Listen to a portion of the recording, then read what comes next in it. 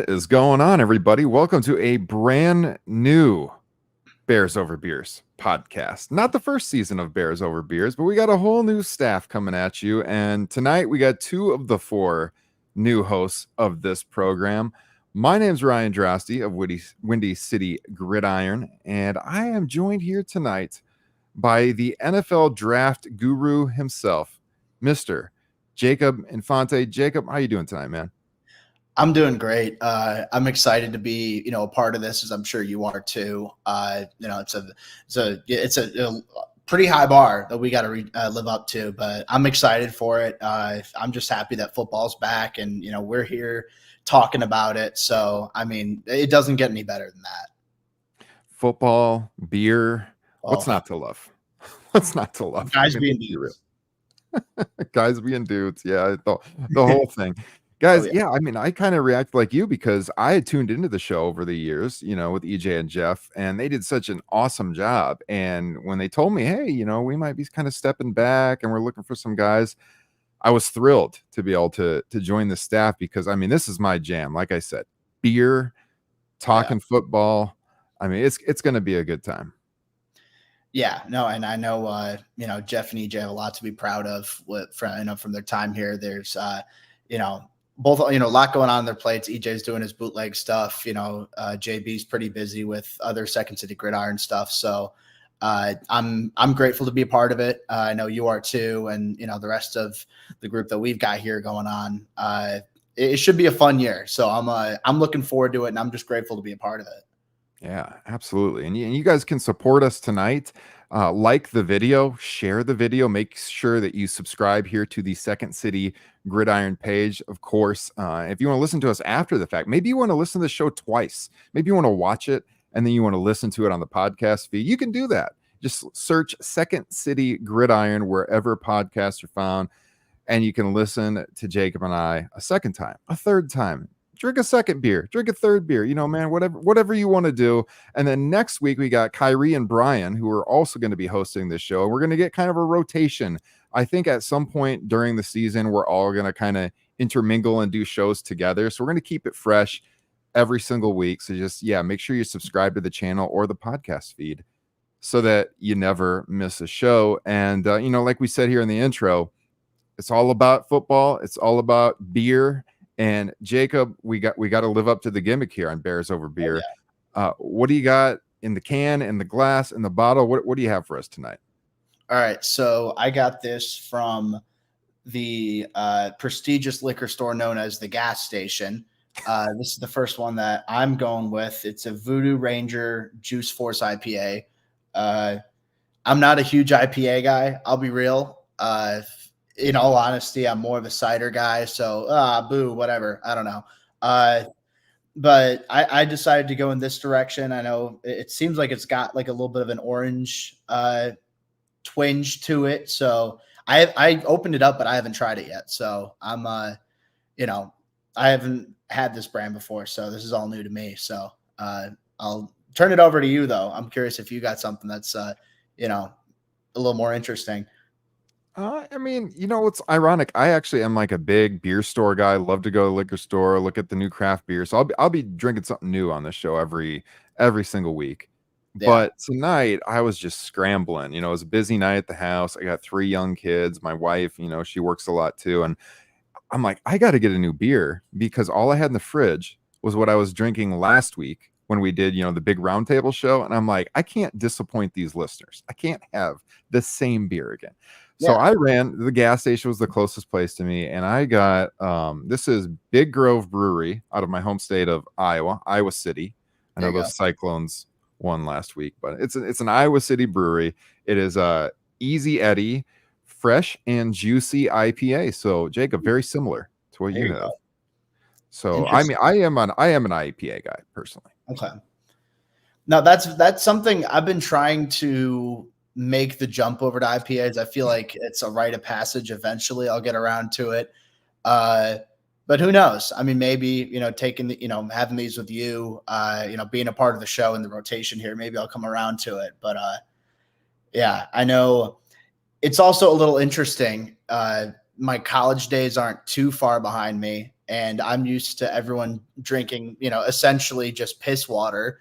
So this is gonna be new to me as I foray into the more classy beers. So bear with me on this one. But yeah, I'm just, again, I'll be along for the ride. And, if you have any recommendations, then I will absolutely take you up on those.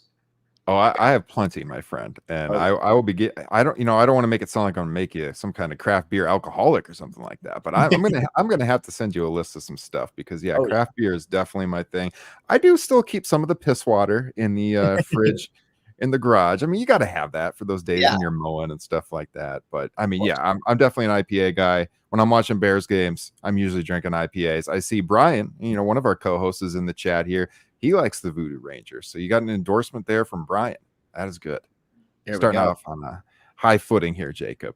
Yeah, no, I'm feeling pretty good about it. I haven't taken a sip, so I'll get into that. But yeah, getting Brian's seal of approval makes me feel a little bit better about all this. So yeah, he's bombs away, I guess. It's solid. I've had that one. I can't fault you too much, but yeah, I'll get you next time we're doing a show together. I'm gonna send you some recommendations. Yeah, All right. cool. Pretty good. Yeah, I like it. Yeah, good stuff. And this one is all pretty light IPA. This Easy Eddie. I think you can find it most places in the Midwest. Yeah, it's good stuff. Pick it up if you guys are out there and you're looking for something new to drink. And if you're in the chat room and you're drinking with us, please let us know what you're drinking. You can tweet the show too. Put this out on our Twitter a little bit ago at Bears Over Beers. We'll retweet your photo. Show yourself watching our show. Put the beer in the picture. We'll send it out to our legions of followers and make you famous. That is our pledge to you on this show.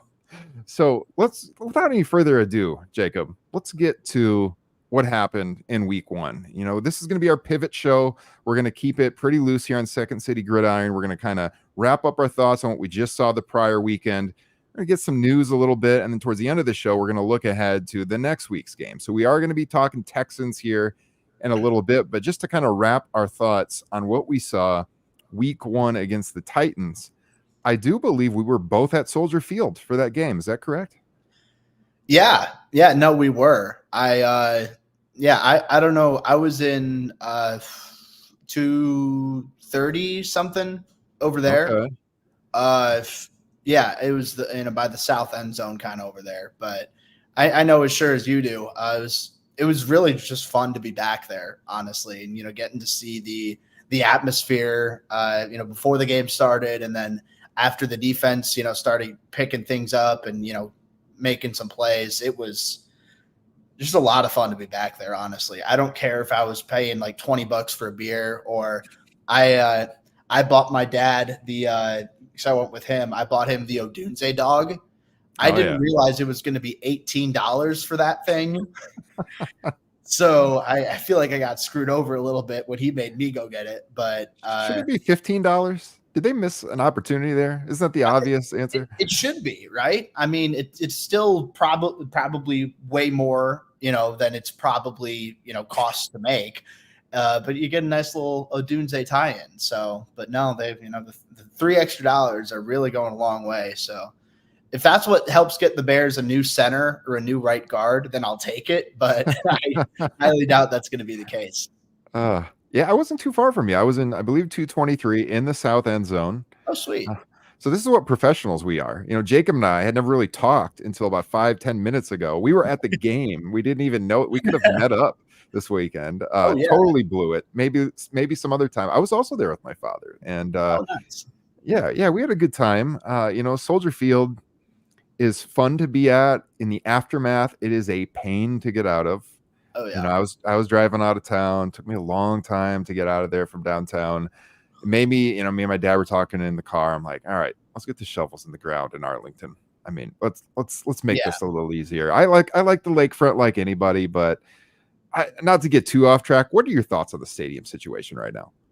Yeah, I mean, I'm Team Arlington, honestly. I mean, I can't lie, and I'll say that the proposal that the city of Chicago has did look pretty nice. I like the column still staying up, having that as like an open park sort of deal. But I mean, at the same time, like it's even then, I feel like there's still the same issues with traffic, the same issues with parking. I think those are two, glaring issues with the stadium. From a fan experience perspective, I don't really care if there's a roof or not. I'm sure it would make more money. You get more Super Bowls, get more, other events, whatever. But I don't really care. I just care more about, is it fun to be in the stadium, which in Soldier Field, yeah, it's fun to be there. But getting there and leaving is a pain in the ass. So I think I'm Team Arlington for that case. I want to see a little bit more flexibility, but I don't know. I'm curious, what your thoughts are on it, because I feel like it's oddly divisive, I feel like.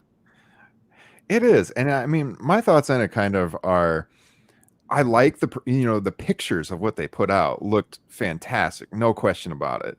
And, if money was no object here and, there was no question about them getting funding to do this, like, all right, let's roll. But I just think the feasibility of building that thing south of where the stadium currently is and still having games in the current Soldier Field just doesn't seem realistic to me. Yeah. And, I think it's just going to take a long time to get anywhere trying to get, some agreements out of the state government. So to me, it's like, look, we already own the land. They could put the shovel in the ground tomorrow if they wanted to. They can own everything around the stadium. It just seems like it makes total sense to get this thing in Arlington and to get going on. I mean, I want to see the new stadium sooner rather than later. I don't want this to be 10, 15 years from now.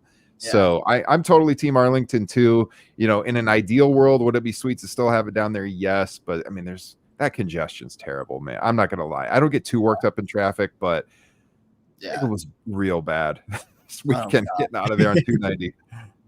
Real bad. It takes like an hour to even to get out of the city, and then if you live an hour out, then it's an additional hour on top of that. So basically, whatever your travel is, double it, triple it, whatever. It sucks. So I don't know. I mean, I'm impartial to Soldier Field just because I grew up watching the Bears there. But at the same time, from a logistics perspective, it makes sense to move. From a lot of different reasons, it makes sense to move. So I don't know. I guess we'll see, but I'm with you. I hope 10, 15 years from now, this isn't a conversation we're still having and we're, enjoying wherever the Bears are playing now. We'll be like, welcome to Bears Over Beers season 20. Where the hell are the Bears going to play next year? It's like, oh, they still have that Arlington land that they haven't dug any shovels into yet or something like that. The weeds are getting out of control. 15, 20 years of weeds. Lester, the boss man, is in the chat. Look at this. He says, I love the idea of a Bear-centric locale with tons of fun stuff around the stadium, and that's the Arlington Heights footprint. Exactly. I mean, you can just picture what that would be like with them owning everything around the stadium, and you could just do whatever they wanted, the freedom to do that. Love that idea. Possibilities are endless. Yeah. So in current Soldier Field on Sunday, I mean, that place was electric. There has not been this kind of excitement at a home opener since 2019, that opener against the Packers, I would say. And much like the opener against the Packers in 2019 on Thursday night that year, this place lost within the first, quarter, I would say. All the air went out of the building. It was eerie how quiet it was. We had the perfect start in this game, Jacob. They had just stopped them in their tracks. The first two drives could not have had better field position, couldn't score. And then that third drive, the Titans would go all the way down. And it was the one drive where the defense looked bad all day after they looked so good those first two drives.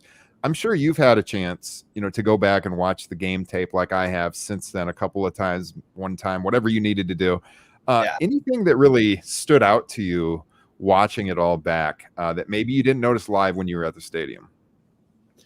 So I'd say that looking back on it, it was like a second rewatch. I think the offensive line did better than I thought they were when I watched them live. And that's not to say as a unit, they were fantastic. I think, Coleman Shelton didn't have a great game at center. Ryan Bates was just okay when he came in at right guard. And, it wasn't Tevin Jenkins' best game by any means. But I think both the tackles, Braxton Jones and Tevin Jenkins, did a good job. Or not Tevin Jenkins, Darnell Wright. I think they both did a good job, held up well in pass pro, created some movement in the run game. Nate Davis, I was like, oh, it's whatever. It's Nate Davis. He sucks. Then I went through and PFF graded him very well. And I'm like, oh, that's interesting, because I knew that they took him out and they put Ryan Bates in place with him. I wasn't too impressed with Ryan Bates. So I went back to watch, and Nate Davis was surprisingly pretty good. He wasn't great. I think, there were still like one or two plays where, he got beat off the line of scrimmage or something like that, or, he allowed some initial pressure, in pass protection. But I think he held his own in the run game. He was one of the few guys that did. He looked quicker than I remember him looking last year. So I think that bits and pieces of the offensive line were better than I ended up expecting them to be. With the offensive line, it's a matter of, you're only as good as your worst player. So I feel like, maybe people soured on the unit as a whole, but there were some good individual performances up front there.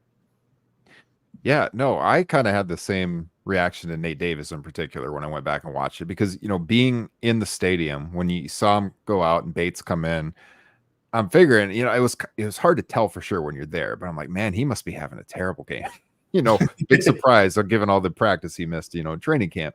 Yeah. But when I went back and watched, I had one of the watchings on the, the condensed version on NFL Plus, where I'm just watching the O-line, and I'm watching him, and especially in run blocking, he looked really good, I thought. Yeah. And I was kind of stunned, because I saw you tweet out that he had the highest PFF ranking this week of any offensive player. And of course, there are people in your comments like, what the hell? You would be shocked though if you go back and you watch it. Like you said, there was a couple times where he kind of whiffed or he was out of position. But like Lester has a really good breakdown, by the way, on Windy City Gridiron right now, where he goes through the line play. You guys should all check that out. But like when you really own in and you watch that line play, you're going to be surprised at what you see. Again, it's not perfect. It could definitely be better. But, I feel like he's just kind of in the doghouse a little bit right now. And that's kind of why he got taken out. They're trying this rotation to, kind of see which direction they want to take the offensive line. But he definitely was better than he looked. Coleman Shelton, again, like you said, not great. Jenkins kind of surprised me on the rewatch. When I watched him, you expect really good things out of him when he's totally healthy. I think most people would say he's probably our best all-around lineman. Yeah. And this was definitely not his best game, was it?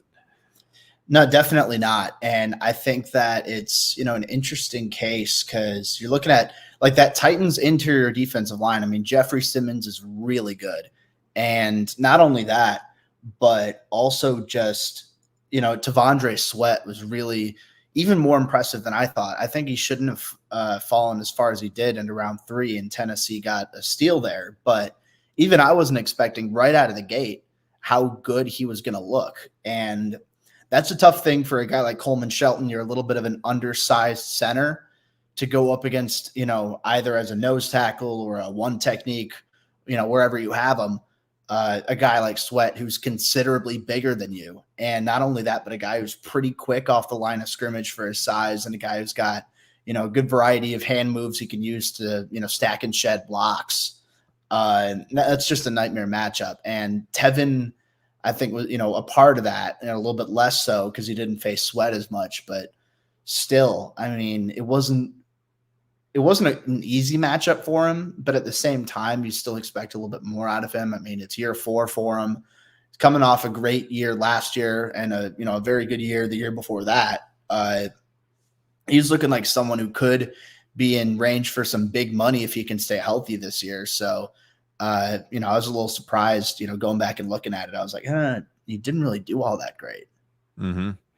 Yeah, that was by far, my most surprising part of watching the O-line. Like I said, I kind of expected Davis to be worse than he was. They definitely thought Shelton would be real bad. And, he was at times, maybe not as bad as I thought live. Him falling on his back and getting just bull rushed. That's going to be every team we play now. They're going to be making bets if they can do that, if they can knock him on his back, unfortunately for him. So he's going to have to prevent that from happening every single week. But yeah, the interior of the line, not great.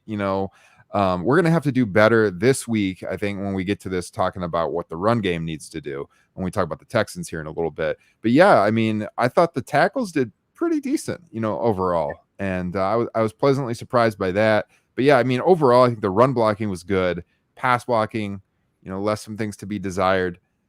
Caleb at times, obviously didn't have a great game, but at other times, maybe when you rewatched it, did you notice anything different about Caleb's game?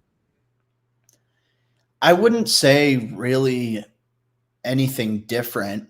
I mean, the one thing I'd say is I think that he did look a little bit better than I thought he was going to look on tape.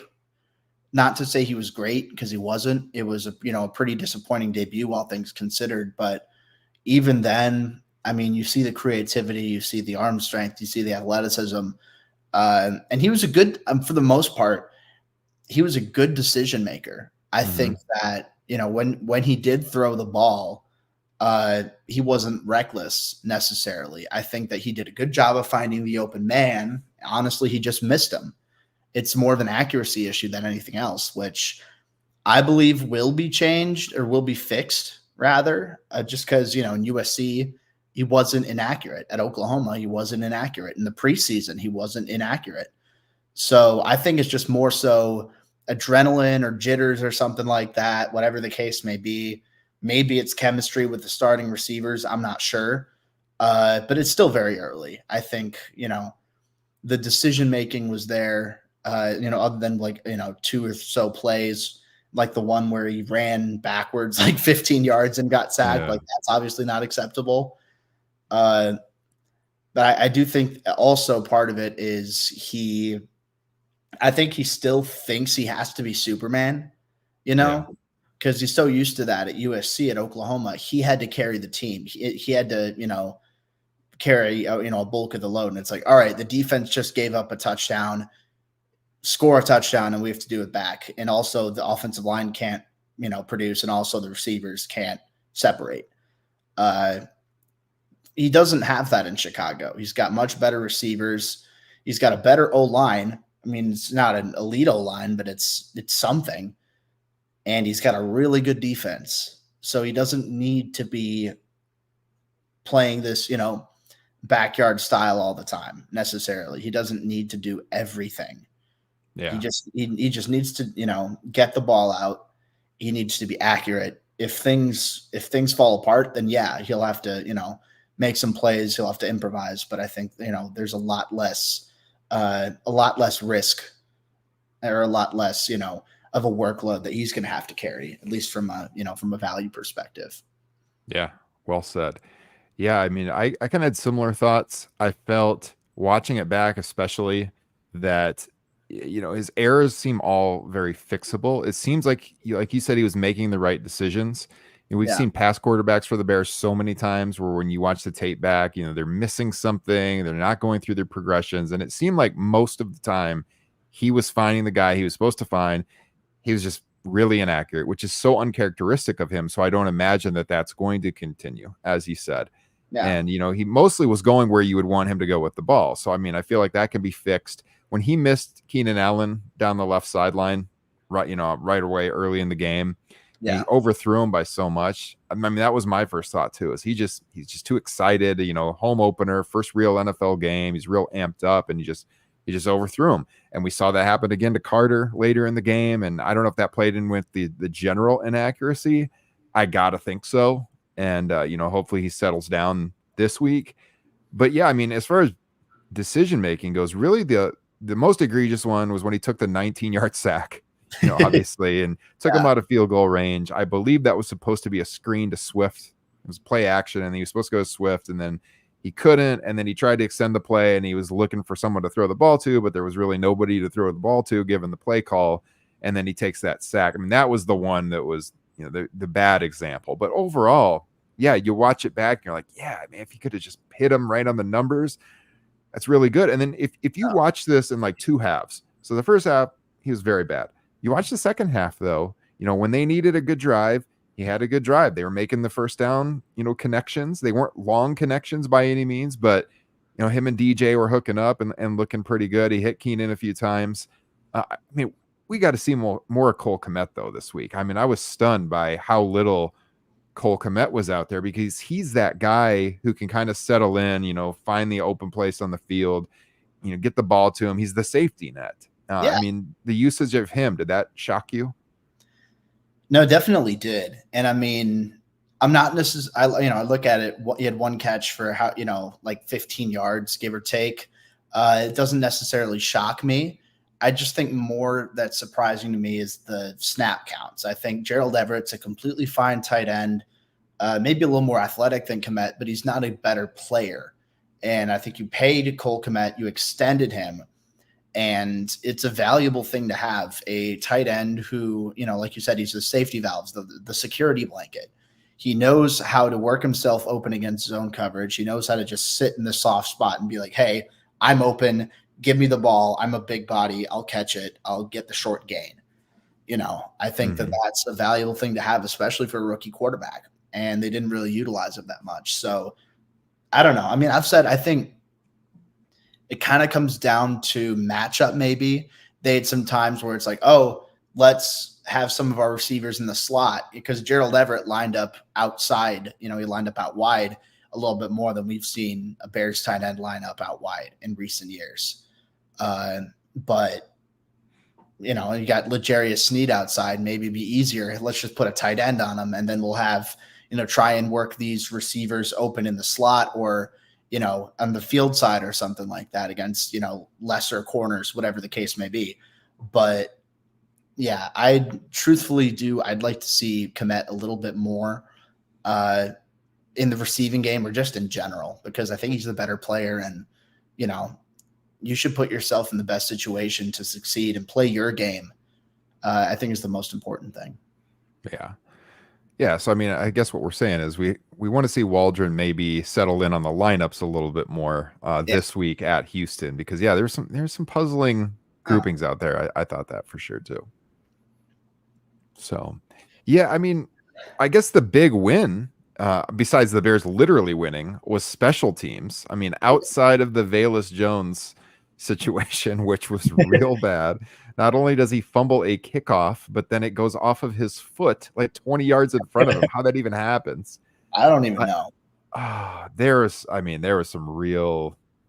lot of swearing going on in the south end zone. I'll just say that after that happened. I don't want to get us kicked off of YouTube, but I mean, yeah, they've tried with Velus for so long, and it's just really, really hard to justify his place on the team at this point. I hate to say it. I hate to say this about the Ferret King, but yeah, it's rough. But I mean, outside of Velus, Jacob, special teams was outstanding on Sunday. Yeah, I mean, like real quick, I'll say on Velus, I think you're looking at, he was drafted as a wide receiver. That's not working. He can't, separate consistently. He can't make catches consistently. If you're a backup, you have to play special teams. They're thinking, oh, the new kick return rules, he'll be better at it. But in kick returns and in punt returns in years past, he has a ball security issue. He keeps fumbling. And I think literally in the first game of the year for him to fumble, I think that's a massive, like, hey, there's a problem here. That, and with, DeAndre Carter getting a massive gain, I think that's huge. He played a big role in why the special teams was so good. Cairo Santos hit all 3 of his field goal attempts. Daniel Hardy had that punt block, and Jonathan Owens took it back for a touchdown. So I think it's a very Chicago Bears way to win. Have your quarterback throw for next to no passing yards. The offense just looks terrible, but the defense scores a touchdown. They force some turnovers. The special teams makes a couple big plays. Such an old school Bears way to win a game. And I know it's funny that that's how it happened with this new era of Bears football with, new quarterbacks and new receivers and stuff like that. It's still the defense and special teams that won them this game. So, hats off to the unit as a whole. I think that, the fact that they were able to bounce back from, like such a comically bad play, like that Velus fumble. Yeah. I think that says a lot about the unit as a whole and, how they're coached by Richard Hightower. But man, it's when that first happened, I was like, all right, I jumped into that cut him today mode. And like the teams rarely ever do that. The teams never say like, oh, you made one bad play, you're done. Like they rarely ever do that. But I was like, you need to do that with Velus because he's toast.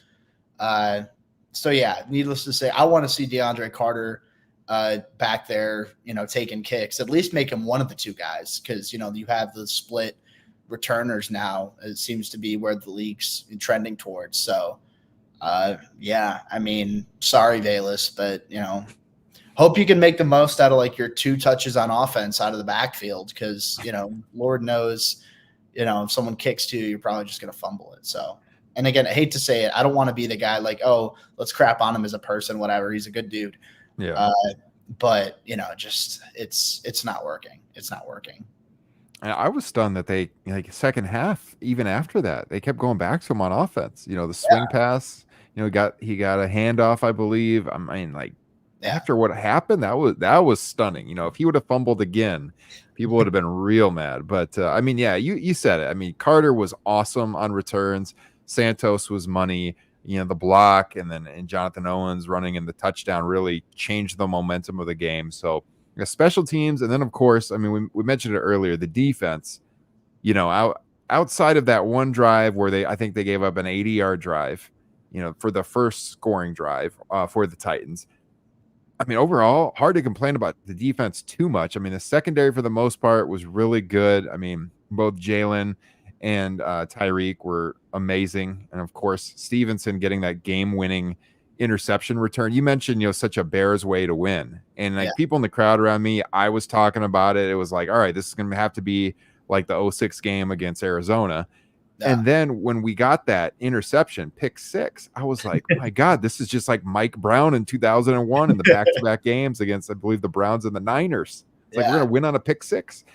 And it was so weird because we're expecting to see such a different era of Bears football with the quarterback hopefully in place and, these wide receivers that we have and everything. And it's like, wow, I've seen this before. I'll take the W, but this is not at all how I imagine it going. And also the D-line, Jacob, I mean, they had constant pressure on Levis, I felt like. And I mean, this Darrell Taylor trade, 6th-round pick. I mean, this is looking like highway robbery again. You talk about what we do at the Panthers, but he was incredible in this game. Just coming in at spurts at the beginning on 3rd down, and they put him in more in the second half. I mean, what did you think of his performance? I mean, I came away really impressed. I think that, especially with with a guy like Montez Sweat, who surprisingly he was average, at least by his standards, honestly. But you've got a guy like him who's so big and so strong and so fast. That's going to open up some opportunities. Essentially, you're facing one-on-ones every play almost. And I think Darrell Taylor really took advantage of that. And I thought he was quick. I thought he was flexible turning the corner. I think that he's a hits guy. I think that's something where, cheap, shameless plug, whatever. But in my, the scouting reports I posted on my Patreon, I said Taylor is a hits guy. You can see he flies to the ball. He chases down the quarterback hard. He, in the run game, he's out in space. He's, working hard to try and get to the ball. And, even if he's not the best run defender, I don't think he wasn't that in Seattle. He was okay against the run against the Titans, but rushing the passer, I mean, he was really good.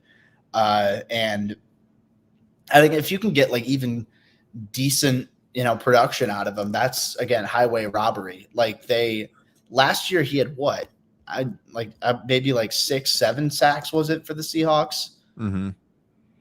No, yeah. Okay. So I pulled 5.5 last year, but 9.5 the year before, and then 6.5 in 21.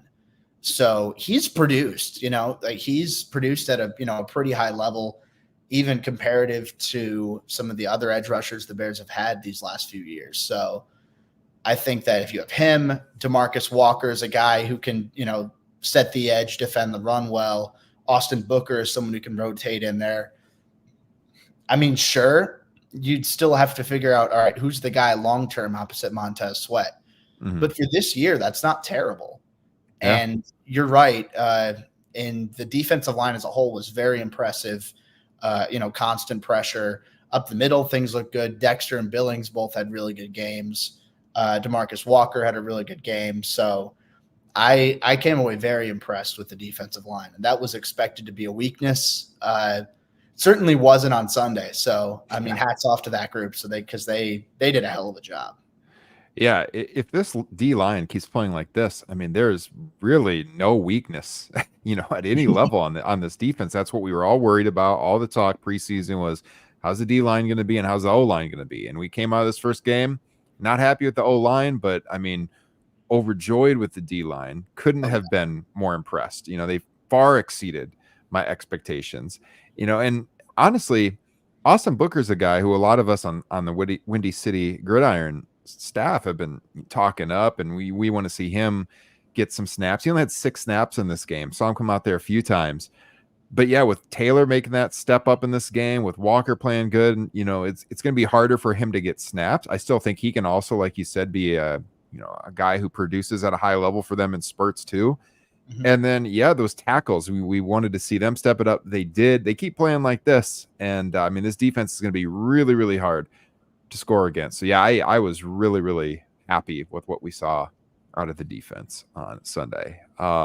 Who would you have given your game balls to, on all 3 areas of the team? Because I wrote my article on Windy City Gridiron. I'm going to give a cheap plug here. I'll tell you who, kind of I gave my game ball to. I was trying to keep it to one person in each phase. I ended up breaking my rule. It was just too tough. On defense, I gave it to Stevenson and Taylor. Stevenson for the winning pick 6. I know Jalen graded higher than him, but the pick 6, I had to give it to him. And then Taylor just, stunned me at how good he was in that game. And then special teams, I went with Hardy for the block and Owens for the TD. Same play. I mean, easily could have gone with Carter because of how good he was on returns. Could have gone with Cairo because he was money. Offense was a little harder. I honestly, I hadn't watched the O-line that much when I wrote the article. Given how little the offense produced, I guess you maybe could have gone with one of the tackles here. I ended up going with DJ because he made a couple of big plays late when we needed first downs. But who would you have gone to on those game ball awards if you were writing that? Yeah, so I wouldn't have gone too far away from the line of thinking that you had. Honestly, I think on offense, I'd probably go Darnell Wright. I mean, no sacks, hits, pressures allowed. I think, that's a really good start to the year. Defense, again, is tough for a different reason, just because there's so many guys who performed well. I was thinking Jalen Johnson, and I know, I wouldn't blame you for saying Taylor or Stevenson or even Walker. I know Stevenson won the NFL Defensive Player of the Week because he had his pick 6. He had another deflection on top of that. But I think Jalen was just maybe a little more quietly, but he looked like a shutdown cornerback 1 like he did last year. And that's exactly why, I think DeAndre Hopkins didn't have he had 1 catch. Calvin Ridley didn't do much against him.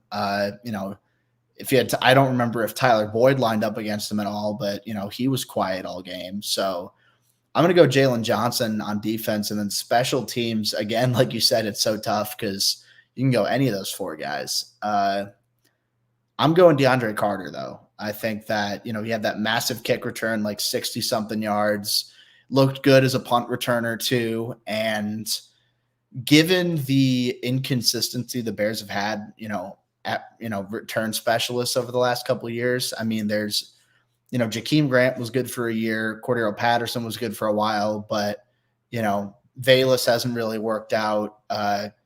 Trent Taylor didn't really work out last year. They've had a couple guys, in and out.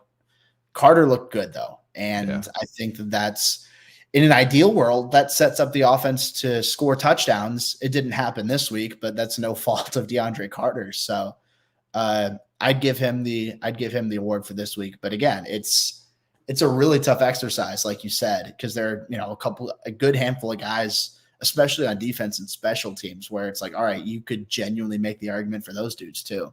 Yeah. Well, there was a little bad news coming out of this game, and right after our break here, I'm gonna bring up some new news that we have on Rome Odunze and what that injury is looking like. So I'm gonna throw it to break right now. We will be right back. All right. So obviously coming out of the game, Rome Odunze was the big story on the injury front. As our guy over at Windy City Gridiron, Bill Zimmerman, pointed out on Twitter. I think he was the first guy to kind of show the play where this happened. It happened to that swing pass off to the right-hand side to Valus late in the game. I think about 4 or 5 minutes left in the game, and Rome got rolled up from behind. I don't think this was Velas's fault. I even posted on my Twitter feed all 22 from behind, so you could see that he really got pushed in to Rome. But it looked brutal, and he had the MRI and everything, and so it turns out he's got the sprained MCL, and it seems like as this week has gone on, it's become less and less serious, because at first they were like, okay, he's week to week. And now, like today, Flus was like, oh, he's day to day. And he made, I think he even said, like, quote, not a big deal or something like that. I mean, Jacob, I wouldn't want to play around with it, but I mean, what are your thoughts on what we're hearing right now? Yeah, I mean, either, the early thoughts were a lot more extreme than it ended up being, or Rome Odunze just like took the super soldier serum or whatever, and now he's like he's a super healer or something. Or what is it that like Wolverine and Deadpool they've got? Is that adamantium or some? Yeah. But yeah, that might be Rome Odunze. But either way, I think that you've got to, like you said, play it careful. Obviously, it'd be nice to have him against the Texans, but you have a whole season to worry about here.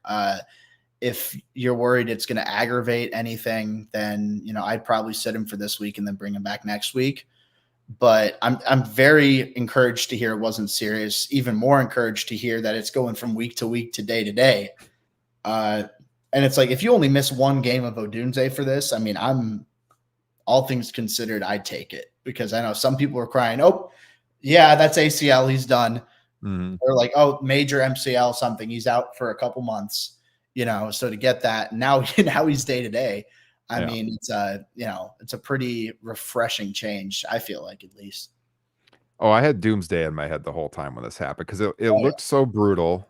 And I mean, obviously, I wish Jordan Love the best, and we saw that. I don't want the guy to get injured, but they dodged a bullet big time there. Yeah. And I'm thinking in the back of my head, being a Bears fan, and I'm kind of conditioned to think this way. I'm like, oh, of course, they escaped that. Now we're going to lose Rome for the whole year. He's going to get injured in the first game, and because it looked terrible in that video. But I mean, I'm encouraged by what's happened, and I don't want them to rush him back. I would be stunned if he played this week. I don't think he should play this week. And you look at the schedule, they get the Rams after that. It's going to be a really tough game. Then they got Carolina, which they should hopefully easily win. So I mean, the next two games are pretty tough after the Texans, Colts, then the Rams. I left out the Colts. Sorry, Colts, then the Rams. Those are going to be two pretty tough games. But I mean, I hope we don't rush him back. Is all I'm saying, because I don't want to play around with something like this. It could turn more serious. Yeah. Bring him back slowly. If they do bring him back, I imagine it'll be on some kind of snap count or something. So, yeah, I mean, I'm not saying Odunze is this, but I'm getting Kevin White flashbacks where it's like, oh no, the stud rookie wide receiver's getting a re-aggravated injury right out of the gate. And then it happens again, and then by that time, all the juice is gone. So yeah, definitely better safe than sorry with that. But yeah, I mean, their medical staff knows a lot more than I do, but I'm glad to know that I wasn't alone in thinking, oh, he's toast, he's done for the year, because of course that's the luck the Bears have. Yeah, we're just getting screwed left and right here. So I'm glad that's not the case. Hopefully things are changing, because it looks like we dodged a bullet here, and I'm very encouraged by what I've been hearing about Rome. So, guys, by the way, if you're watching right now, and we got a decent crowd watching us on YouTube right now, if you have any questions for Jacob and I, get those in the chat. We can cover them at the very end of the show. We want this to be interactive.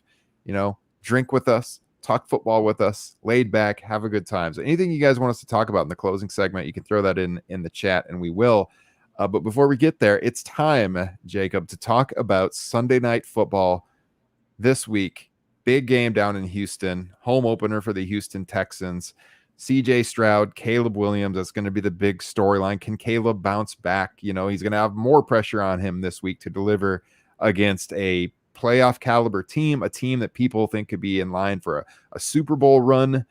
I had a chance to go back and to watch their game against the Colts. I assume you probably did too. Yeah. I mean, how are you feeling about this game before we get into what the Colts were able to do with them? Do you have much confidence that the Bears can pull this thing off? Certainly the Bulls couldn't pull this off. If the Bears could pull this off, I mean, what is your confidence level going into this one? I mean, I'm pretty confident they can keep it close. I'm not very confident they can win, honestly, because I look at the Texans as, they probably should have, won by more than it ended up being. There were a couple big plays. Anthony Richardson was able to get down deep on him, which that in itself, that's such a weird game from him, where it's like only 9 completions, but 3 of them were like, 50, 60 yards. Yeah.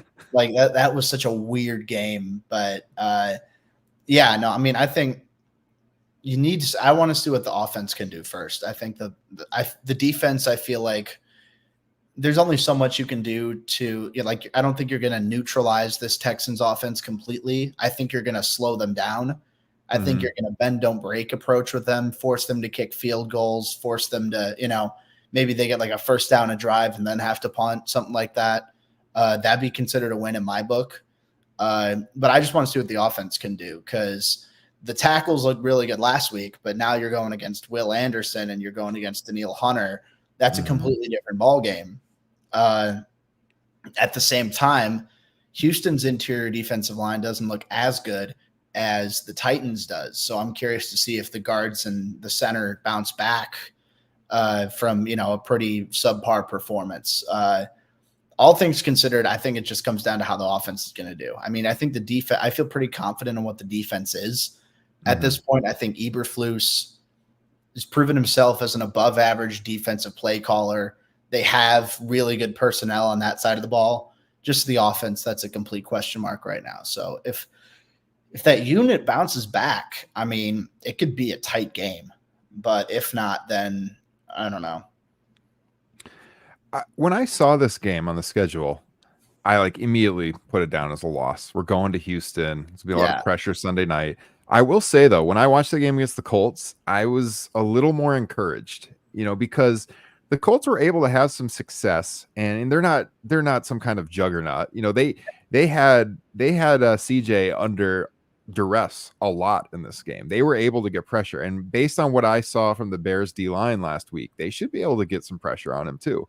And you mentioned the dynamic of what our offensive line is going to be going up against, and it's flipped, right? Because now the guys on the outside are so good, with Anderson and Hunter, and so I mean, I think we got to attack the middle of their defensive line. We got to get the run game going, which we kind of got away from in week 1. We had some success where Swift looked pretty good. But we got behind, so we had to throw the ball a lot. I think if we can run the ball effectively, which Indianapolis, they don't get me wrong, they didn't run the ball well against them, but they had a couple times, they had a couple times where it was looking okay. Richardson had some scrambles where he's able to get down the field a little bit, but they were mostly attacking the middle of the line. So I think we got to stick to that run game. We got to have Kmet out there more as a safety blanket for Caleb to kind of get him going, certainly. And then, like you said, they're going to get points. No question about it. I mean, early in that game, the Colts were holding them to field goals, but look, they still ended up with 29 points. Stroud's he's going to have some nice plays. He's going to scramble. He's going to make some passes. Joe Mixon looked awesome in that game. I mean, I'm worried about containing him.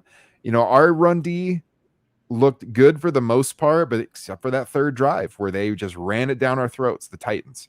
Yeah. And, you can't let Mixon do that. I mean, he averaged over 5 yards a carry. He was fast as hell in that game against the Colts. So we're definitely going to need the D-line to step up early and stop Mixon in his tracks. If they can do all of that, which is a tall order, and Caleb can rebound be accurate. I think they have a shot. I wouldn't pick them in this game personally, but I think they can keep it close. And if some of those things come through, and if it's close, I mean, like someone said in our chat here, anything can happen. Yeah, I mean, I'm with you 100%, and I think that's a good breakdown of where the Colts found success. And I mean, I agree. You keep Cole Kmet in there a little bit more, even just to not only to be that security blanket across the middle of the field, but also to be to pitch in on chip blocks too. Like, you don't want to have Kmet one-on-one with Hunter or Anderson, but have him, give him a little pop off the line of scrimmage and then have him run like a hitch or something, like a curl, something basic that just gets him to sit and work himself open. I think could be helpful for these tackles, relatively younger guys. So I think you summed it up well, and there's a non-zero chance that they win this game. Mathematically and whatever, but I'm not like a betting guy, but I looked the money line, like I'd take Texans money line for sure, but it's like I think it's Houston 6.5. I think that's a close one, but I think Chicago could keep it closer than that. Yeah. I mean, I think that could be a play. For sure. Yeah. I do a little betting. I'm not confident enough yet. Maybe I just haven't had enough booze tonight. You start feeding Jacob these beers, give him a couple more IPAs. Maybe he's gonna pick the Bears by 30 or something. Who knows what'll happen? Oh yeah. Yeah. I'm in Missouri, but I'll cross the border over to Illinois and I'll place $1,000 on the Bears to win the Super Bowl if I get enough IPAs in me. So we'll see. I like this screen name in the chat, Brewhaw. I like the brews, and definitely Rojo. I would like to see Roshan in this game too. I think that activate him, have Valus inactive. I think that would be solid. I'd be on board with that. Yeah. Jarrell had asked, how did the Texans line compare to the Titans? And we kind of talked about that a little bit. As far as D line goes, I mean, just different strengths. Certainly the Titans had that strength in the middle, whereas the Texans are super solid on the outsides. So what did you think of the O-line of the Texans? Because like I said, I mean, CJ was under a lot of duress in that game. Yeah, I mean, I came away not super impressed with Houston's offensive line. And I mean, I look at them on paper and it's like, I don't look at it as that's a bad offensive line. I mean, I think historically Laramie Tunsil's been quite good. Shaq Mason's been quite good historically. They've got some young guys I like, but they just weren't great. I mean, I think like the interior was solid. They allowed some pressure up the middle as well as off the edge. I look at that offensive line and I'm like, okay, this is a group that especially maybe a little bit better than the Titans, but not by much, like maybe they're not, and maybe they're a little more well-rounded, but I don't know. I don't look at this Texans offensive line and I'm like, oh, they're going to shut down this Bears defense, especially looking at what they did against a below average offensive line last week. So, I mean, and we'll see. Like, I know, maybe a guy like Mason bounces back. Maybe a guy like Tunsil solidifies himself and shows why people think he's one of the best in the game, or at least was at one point. But we'll see. I think that's an opportunity that the Bears could follow suit from the Colts and generate some pressure. And if the defensive line looks as good as it did last week, then certainly it's a game. Certainly it's something that they can push and make it competitive. And I mean, given the Bears' strength then on the back of the defense, if they get CJ scrambling, he's under pressure and he's throwing the ball way down the field. We saw last week, Jalen, Tyreek, they can come through, and it could be a game. I would not be shocked if this is a very close game, but we definitely need the offense to come together, and we're going to need that, the offensive line to gel a little bit better. But I think the defensive line is going to be playing with some real momentum coming off of week one, and it could make life a little difficult for Mr. CJ Stroud, for sure. Yeah. What do we have here? Okay. Our guy Brewhaw is checking in with a beer. Finally, you guys have got to be drinking beers with us. Now, I don't want to be a bad influence, but it's the gimmick. Bears over beers. Here we go. He says, I'm drinking a hazy IPA called Juice Box Mm. from Sons of Kent in Chatham, Ontario, Canada. Yeah, that sounds right up my alley. Love juicy IPAs. Very Oh yeah, good. that sounds nice.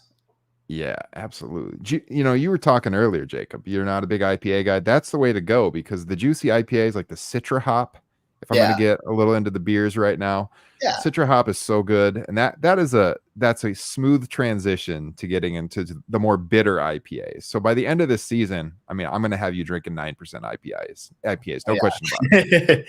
yeah. Yeah, I'll. I'm sure I'll make my way over to the bitters at some point. Yeah, no, I'm definitely a. If I do have to go IPA, then typically something with a little bit more of a citrusy kick is more my speed. Uh, I don't know why I'm thinking like literally just the only thing I think that I'm just thinking of Canada right now. I'm like I don't this is totally nothing to do with the show, but like the first thing that's coming to my mind right now is like I haven't been there. I haven't been in Canada in like God, like 10 years. I I kind of want to go back. And now that, I took a winery tour up in Montreal one time, Ooh, and nice. now I was like too young, I think, to understand what, and appreciate it. But if I can go back now, and maybe go to like a brewery or a winery or something like that, I think that'd be a real good time. Heck yeah. I'm jealous. I've never been to Montreal. That is on my list. I would Mm. love, love, love to go to Montreal. I've been to Canada once, 1998, long time Okay, ago. It was a long time there ago. you go. Yeah, that's just post Montreal Screwjob Canada. So When you brought up Montreal, we both like wrestling. I host a wrestling yeah. podcast, you guys, Top Rope Nation. I got a Bret Hart book behind me over here. I'm like, should I Mm. bring it up? Should I bring it up? Yeah. I have to see where it all went down and where Bret Hart Oh, punched of out course. Vince McMahon. Pay Yeah. homage. Did you saw the segment? I know we don't want to get too much into it, but the segment from Monday when Bret Yeah. Hart came out with Gunther saying like, "Oh, you're a close second behind my personal favorite, Bill Goldberg." Great heel work. Oh, Great heel work. he's the best. He's the best. I love him, but That would be like someone coming into Soldier Field and be like, Caleb, I like you all right, but my favorite is Aaron Rodgers. That would be like the exact yeah. comparison to football for Oh, sure. yeah, 100%. Like you don't say I love Aaron Rodgers in Soldier Field, just like you don't say, well, I mean, I guess It'd be like you don't Shawn say, Michaels maybe too, but yeah, yeah, Shawn Goldberg is Michaels, the guy who ended his career. So yeah, yeah. And I think the fact that he went with the full name, like at no point in WWE was he Bill Goldberg, but that's Bret Hart references him as that all the time. And yep. then yeah, but yeah, going on a wrestling tangent, but I thought that was funny. You're speaking my language, man. There Bret you go. Hart is my favorite pro wrestler of all time, Oh easily. yeah. And you guys can hear me talk wrestling tomorrow night. Subscribe to Top Rope Nation for the wrestling talk. I've been doing that pod since 2016. Mm. But having a chance to talk about the Chicago Bears and do another podcast every other week here on the channel and with the rotating hosts. It's a weekly show, but I'll be on here usually every other week. This is truly a dream come true. And this hour has flown by, Jacob. This Yeah. has been a great discussion. I mean, Oh yeah. man, I'm looking forward to this season and talking with you and the other guys. It's gonna be a good time. Yeah. No, I mean, I'm stoked for it too. And like you said, it's just gonna be. I think it's gonna be a lot of fun. And I truthfully didn't realize that it's been an hour until I saw the little ticker in the corner there, and I'm like, whoa, So it's definitely flies by. And I know you're probably thinking the same thing. Like, I'm just happy to have Bears football back and have Oh, things to talk about, because for a couple months there, it's just dragging. And it's like, you can only play the game of, oh, how's so-and-so going to do for so long without it being tiresome. But now there's concrete stuff we can talk about. And I'm just grateful to be along for the ride. I appreciate that, being here with you. I'm excited to hop in with the rest of the guys here. But yeah, no, I'm just stoked and grateful to be a part of it, and I'm glad to hear you are too, because it's going to be a lot of fun for us. yeah. Well said. The longest offseason in Bears history is finally over, and we got real games to talk about. It's Yeah. gonna be a long wait Sunday night, but we'll get there. And we'll be talking about it all here on the channel. Check out all the other great content. I mean, we got shows pretty much every day going up here on Second City Gridiron. So make sure you are subscribed to the channel. Make sure you're reading Windy City Gridiron every single day. We've got an awesome staff, great Bears writing going up every day, analysis, opinion, news, whatever you're looking for. We got it. Jacob, where can the listeners follow you on social media? Of course. So yeah, you guys can follow me on Twitter, X, whatever, at Jacob Infante 24. Obviously, like Ryan said, you can, find my stuff at Windy City Gridiron, all my written articles and stuff like that. My Patreon is in my Twitter bio, with, that's got the weekly Bears scouting reports. And every once in a while I'll have, NFL draft updates on what my board looks like.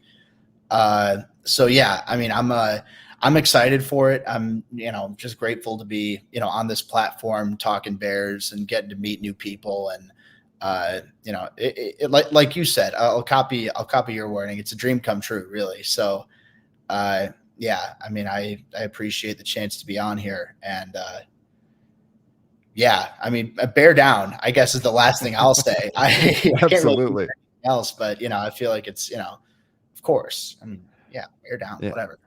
Recommend checking out Jacob's Patreon. His scouting reports are awesome. Sometimes you post some sneak peeks on your Twitter page as well, so people can see what you're doing over there. So make sure to check it out, and all of his writing too. Like I said, on Windy City Gridiron. You can follow me at Ryan Droste. That's Droste, and you can find my other show, Top Rope Nation, wherever podcasts are found as well. And we will be talking to all of you again real soon. Go Bears. Have a great weekend.